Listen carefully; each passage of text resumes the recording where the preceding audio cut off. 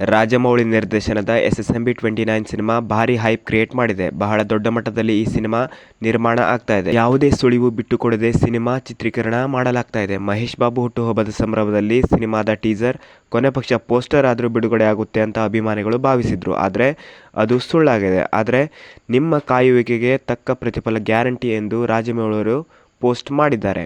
ಅದಕ್ಕೆ ತಕ್ಕಂತೆ ನವೆಂಬರ್ನಲ್ಲಿ ಚಿತ್ರದ ಫಸ್ಟ್ ಲುಕ್ ರಿಲೀಸ್ ಮಾಡುತ್ತೇವೆ ಎಂದು ರಾಜಮೌಳಿ ಮಾಹಿತಿ ನೀಡಿದ್ದಾರೆ.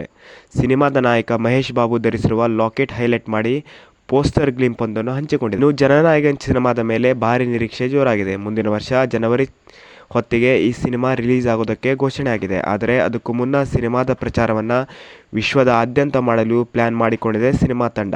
ಸಿನಿಮಾ ತೊರೆದು ರಾಜಕೀಯ ಪಕ್ಷ ಕಟ್ಟಿರುವ ವಿಜಯ್ ಕೊನೆಯದಾಗಿ ನಟನೆ ಮಾಡಿರುವ ಜನನಾಯಕನ್ ಈ ಸಿನಿಮಾವನ್ನು ಕನ್ನಡದ ಕೆವಿನ್ ಫಿಲ್ಮ್ಸ್ ನಿರ್ಮಾಣ ಮಾಡಿದೆ.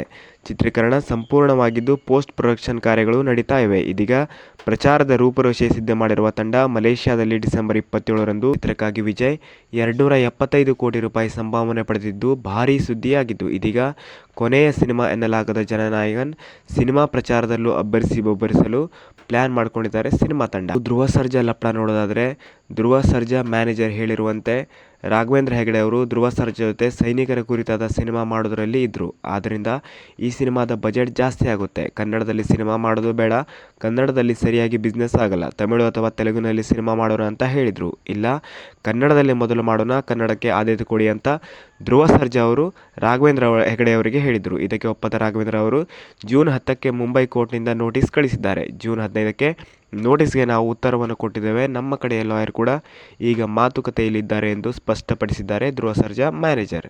ಮೊದಲಿಗೆ ರಾಘವೇಂದ್ರ ಹೆಗಡೆ ಅವರು 2018ರಲ್ಲಿ ಧ್ರುವ ಸರ್ಜಾ ಅವರನ್ನು ಭೇಟಿ ಮಾಡಿ ಅಡ್ವಾನ್ಸ್ ಕೊಟ್ಟಿದ್ದರು.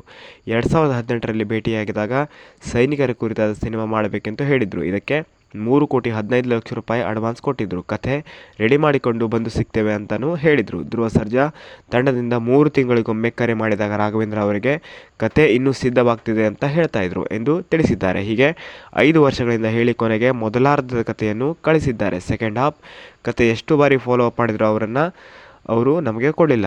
ಅವ್ರ ಜೊತೆ ಕೋಆರ್ಡಿನೇಟ್ ಮಾಡೋದಕ್ಕೆ ಒಬ್ಬರನ್ನು ನೇಮಿಸಿದ್ದೆವು. ಫಿಲ್ಮ್ ಶೂಟಿಂಗ್ ಸೆಟ್ ಬಳಿ ಬಂದು ಧ್ರುವ ಸರ್ಜಾ ಅವರೊಂದಿಗೆ ಮಾತುಕತೆ ಕೂಡ ನಡೆಸಿದರು. ನಾನು ಬೇರೆ ಸೀರಿಯಲ್ಗಳಲ್ಲಿ ಬ್ಯುಸಿ ಇದ್ದೇನೆಂದು ಅವರೇ ಹೇಳಿ ದೂರ